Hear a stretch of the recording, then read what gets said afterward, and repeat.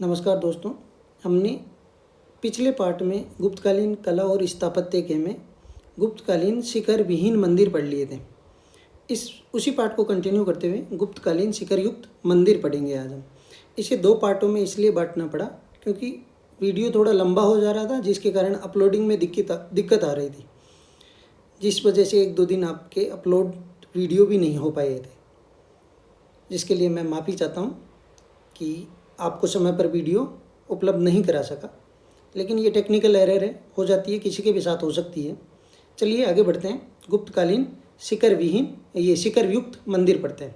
गुप्तकालीन शिखर युक्त मंदिरों में सबसे पहले पढ़ते हैं हम देवगढ़ का दशावतार मंदिर। जैसा कि आपने स्क्रीन पर देख लिया होगा, देवगढ़ का दशावतार मंदिर कहा जाता है कि ये गुप्तकालीन पहला शिखर युक्त मंदिर था। चलिए इसके बारे में जानकारी दे देता हूँ। दशावतार मंदिर ये विष्णु के 10 अवतारों के यहाँ पर दृश्य अंकित है, इसलिए इसे दशावतार मंदिर कहा जाता है। तो ये एक विष्णु मंदिर ही।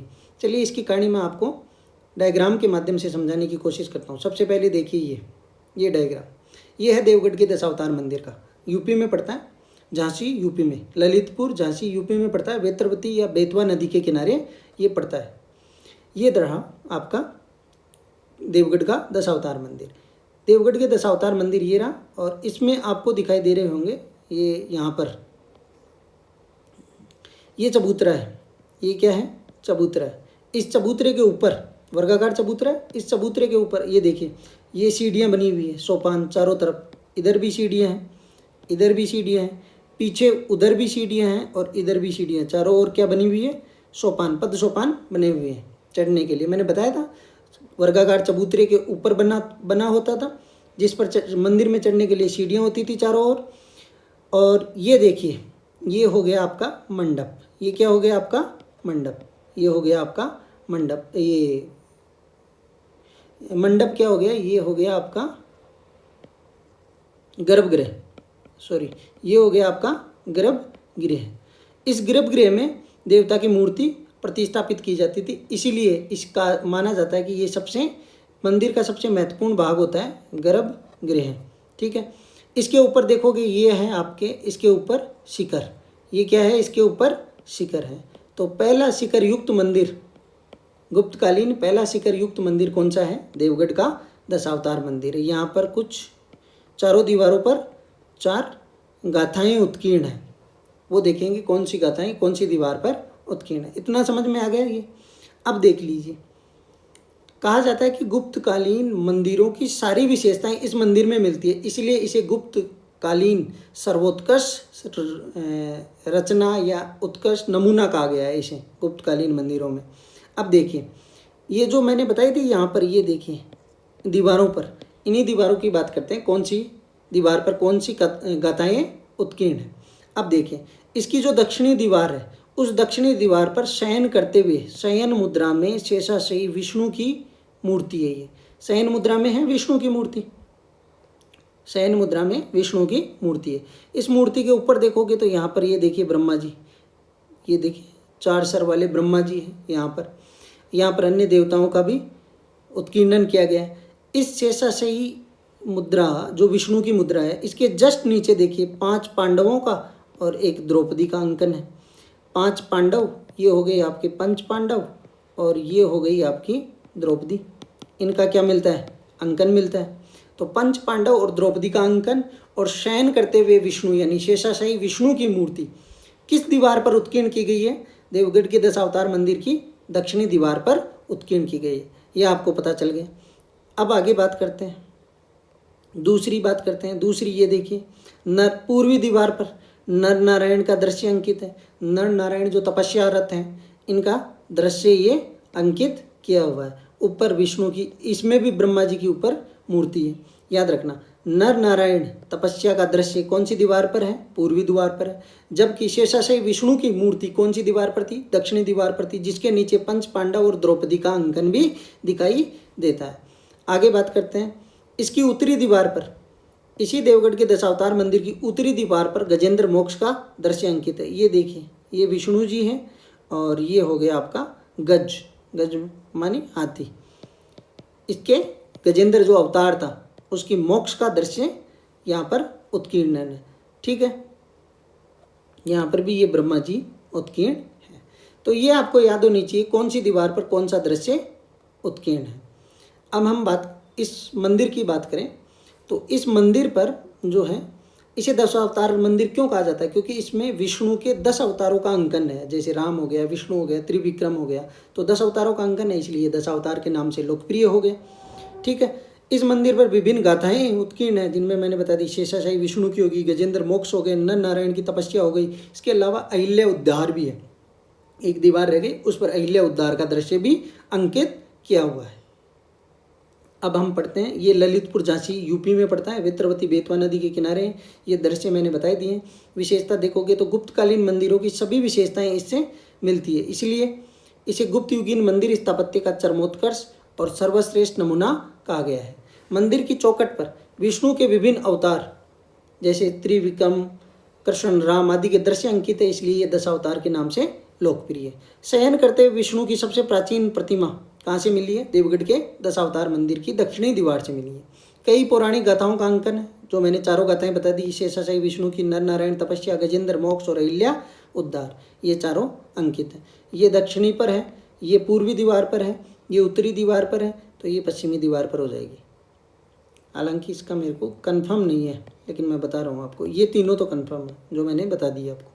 रामायण और महाभारत कथानकों के कई मनोहरी दृश्यों का उत्कीर्णन सर्वप्रथम इसी मंदिर में दिखाई देता है। मैंने बताया गजेंद्र, ये जो शेषाशाही विष्णु की मूर्ति जहाँ लगी हुई है उसके नीचे पंच पांडव और द्रौपदी का अंकन हमें मिलता है। तो रामायण महाभारत कथा के कई मनोहरी दृश्यों का उत्कीर्णन सर्वप्रथम देवगढ़ के 10 अवतार मंदिर में मिलता है, जबकि रामायण कथा का सबसे पहले, यानी राम कथा का सबसे पहले उत्कीर्णन किस में मिलता है? राम कथा का सबसे पहले उत्कीर्णन किस में मिलता है? तो ये आपको याद होना चाहिए, मैंने पीछे बता दिया है। और ये चीज़ जो मैंने ये प्रश्न जो किया है आपको, वो कमेंट करके आपको बताना है। अगर आपने पिछले वाली क्लास ली होगी तो आप कमेंट करके बता सकते हैं कि रामायण का यानी राम कथा का सबसे पहले उत्कीर्णन कहाँ हुआ। इसके साथ ये भी बताना आपको कि हिरण के एक परिवार का पूरा रिलीफ उत्कीर्ण किया गया है, पूरे परिवार का दृश्य उत्कीर्ण किया गया है, वो किस मंदिर की दीवारों पर उत्कीर्ण किया गया है, ये आपको कमेंट करके मेरे को बताना है। इसमें जो शेषाशाही विष्णु की मूर्ति मिली है, इसे भोग शयन मूर्ति भी कहा गया है। क्या कहा गया है? भोग शयन मूर्ति भी कहा गया है। इसमें शिव को योगी के रूप में प्रदर्शित किया गया। देवगढ़ के 10 अवतार मंदिर में शिव को योगी के रूप में प्रदर्शित किया गया है। यहाँ पर मधु और केटब नामक 2 दैत्यों की आक्रामक मुद्रा में उत्कीर्ण किए गए। 2 दैत्य थे, मधु और केटब, इन्हें आक्रामक मुद्रा में उत्कीर्ण किया गया। पंचायतन शैली में निर्मित प्राचीनतम मंदिर देवगढ़ का 10 अवतार मंदिर है, ये मैंने बता दिया है। नागर शैली का पहला पुरातात्विक उदाहरण भी देवगढ़ का 10 अवतार मंदिर ही है। तो ये समझ में आ गया होगा देवगढ़ के 10 अवतार मंदिर की क्या क्या विशेषताएं हैं। इस मंदिर में को प्रकाश में लाने का श्रेय 2 व्यक्तियों को जाता है, एक कनिंगम को और एक दयाराम साहनी को जाता है। एक कनिंगम और दयाराम साहनी को इस देवगढ़ के 10 अवतार मंदिर को प्रकाश में लाने का श्रेय जाता है। और देवगढ़ को गुप्तकालीन शिल्प तीर्थ किसने कहा है? देवगढ़ को गुप्तकालीन शिल्प तीर्थ कहा है वासुदेव शरण अग्रवाल ने, VS अग्रवाल ने कहा है। VS अग्रवाल, वासुदेव शरण अग्रवाल ने देवगढ़ को क्या कहा है? गुप्तकालीन तीर्थ, शिल्प तीर्थ का है। तो ये मैं उम्मीद करता हूँ कि देवगढ़ का 10 अवतार मंदिर आपको समझ में आ गया हो। यहीं से सबसे ज़्यादा प्रश्न पूछे जाते हैं गुप्त काल के बारे में। अभी पूछा था, कोई एग्जाम हुई थी जिसमें पूछा था कि नर नारायण तपस्या का दृश्य किस मंदिर की दीवार पर अंकित है। तो मैंने तो यहाँ तक बता दिया कि नर नारायण तपस्या का जो दृश्य है वो देवगढ़ के 10 अवतार मंदिर की कौन सी दीवार पर अंकित है, दीवार भी बता दिया आपको। समझ में आया? आगे चलिए। भीतरगांव का विष्णु मंदिर, ये पड़ता है कानपुर यूपी में। ये है भीतरगांव का विष्णु मंदिर, एक बार देख लीजिए। मैंने बताया था इसके बारे में एक विशेषता तो पहले ही बता दी, ईंटों से निर्मित प्राचीनतम मंदिर है। ये दिख रही होगी आपको ईंटों से निर्मित ये प्राचीनतम गुप्तकालीन मंदिर है। अब देखिए इसका जो शिखर है, इसका जो ये जो शिखर है, ये शिखर पिरामिड नुमा है। ये देखिए पिरामिड नुमा शिखर है इसमें। ये शिखर कैसा है? तो इसका शिखर जो है वो है पिरामिड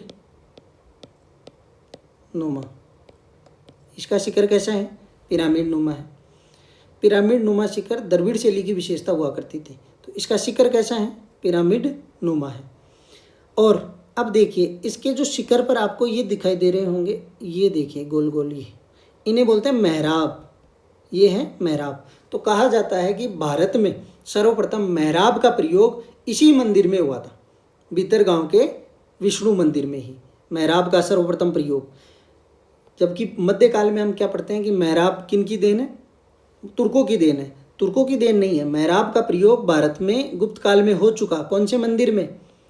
तो गुप्त काल के भीतरगांव के विष्णु मंदिर में हो चुका है। उम्मीद करता हूँ ये डायग्राम देख के आपको याद आ रहा होगा कि एक तो ये किस लिए जाना जाएगा भीतरगांव का विष्णु मंदिर, एक तो ईंट से निर्मित है, दूसरा इसका जो शिखर है वो कैसा है, वो पिरामिड नुमा है, पिरामिड नुमा है, और तीसरी चीज़ जो इसके बारे में याद होगी वो है कि सर्वप्रथम मेहराब का प्रयोग किस मंदिर में हुआ है, तो वो है भीतरगांव का विष्णु मंदिर।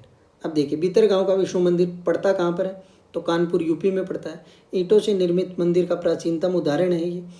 इसके पिरामिड नुमा शिखर में चैत्याकार मेहराब बनाए गए हैं, है ये अभी दिखाए मैंने, चैत्याकार मेहराब दिखाए।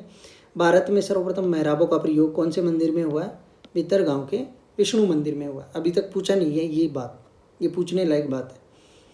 वास्तविक तोरण या डॉट पत्थर मेहराब का प्राचीनतम प्रयोग भी इसी मंदिर में दिखाई देता है। यह मंदिर किसी देवता को समर्पित नहीं है, लेकिन फिर भी इस मंदिर में अनेक मूर्तियां लगी हुई है, जिनमें शिव की हो गई, विष्णु की हो गई, गणेश की हो गई, दुर्गा और महिषासुर मर्दनी की मूर्तियां लगी हुई है। यहाँ पर चतुर्मुखी दुर्गा और चतुर्मुखी गणेश जी और महाभारत रामायण का भी अंकन मिलता है इस भीतरगांव के विष्णु मंदिर में। तो भीतरगांव का विष्णु मंदिर आपको याद हो गया। मेनली दो चीज़ें याद रखना है, एक तो ईंटों से निर्मित प्राचीनतम मंदिर है, एक सर्वप्रथम मेहराबों का प्रयोग भारत में किस मंदिर में हुआ है, तो वो भीतरगांव के विष्णु मंदिर में हुआ है। किसी देवता को समर्पित नहीं है ये मंदिर। आगे बात करें सिरपुर का लक्ष्मण मंदिर। सिरपुर का लक्ष्मण मंदिर ये पड़ता है रायपुर छत्तीसगढ़ में। कहाँ पड़ता है? रायपुर छत्तीसगढ़ में। ये भी ईंटों से निर्मित एक विष्णु मंदिर है। कहा जाता है कि रायपुर में राम जानकी मंदिर की क्या मिले थे? अवशेष मिले थे। रायपुर में राम जानकी मंदिर के अवशेष मिले थे। सिरपुर के इस लक्ष्मण मंदिर का निर्माण रानी वासटा ने करवाया था। रानी वासटा ने करवाया था, जो हर्षगुप्त की तो पत्नी थी और मगध के राजा सूर्यवर्मन की पुत्री थी। मगध राजा सूर्यवर्मन की पुत्री और हर्षगुप्त की पत्नी थी रानी वासटा। ये नचना कुटार के पार्वती मंदिर के समकालीन है। जो शिखर विहीन था नजना कुटार का पार्वती मंदिर, जिसमें शिव और पार्वती का वाद्य यंत्रों के साथ उत्कीर्णन किया गया था। तो ये हो गया सिरपुर का लक्ष्मण मंदिर, जो एक विष्णु मंदिर है और कहाँ पर पड़ता है? छत्तीसगढ़ में पड़ता है। आगे देखिए अहिचत्र का शिव मंदिर। अहिचत्र का शिव मंदिर ये भी यूपी में पड़ता है। अहिचत्र का शिव मंदिर ये भी यूपी में पड़ता है। ईंटों से निर्मित है, बौद्ध स्तूपों की अनुकृति पर निर्मित किया गया है। अहिचत्र का शिव मंदिर ईंटों से निर्मित है, बौद्ध स्तूपों की अनुकृति पर निर्मित है। सबसे इंपॉर्टेंट बात, पुराणों में इसे एडुक कहा गया है। पुराणों में क्या कहा गया है? एडुक। तो UN राय नामक इतिहासकार भी उन्होंने बताया कि एडुक क्या होता है। तो एडुक होता है बेलनाकार शिवलिंग के एक प्रतीक के रूप में। बेलनाकार शिवलिंग का क्या होता है? प्रतीक होता है एडुक। तो पुराणों में अहिचत्र का शिव मंदिर को क्या कहा गया है? वो कहा गया है एडुक कहा गया है। ठीक है, तो इसके साथ आपका मंदिर स्थापत्य कंप्लीट होता है। धन्यवाद दोस्तों, आप सबने मेरे को अपना कीमती समय दिया। मैं एक इतिहास का विद्यार्थी, एक साधारण इतिहास का विद्यार्थी हूँ, जिसको आपने अपना इतना महत्वपूर्ण समय दिया है। तो उम्मीद करता हूँ मैं आपके इस महत्वपूर्ण समय को ज़ाया नहीं होने दूंगा। एग्ज़ाम के दृष्टिकोण से मैं इसको और अधिक यूज़फुल बनाने की कोशिश करता रहूँगा। अगर आपको ये वीडियो पसंद आया है तो आप इसे लाइक कर सकते हैं, शेयर कर सकते हैं और सब्सक्राइब कर सकते हैं। थैंक यू दोस्तों।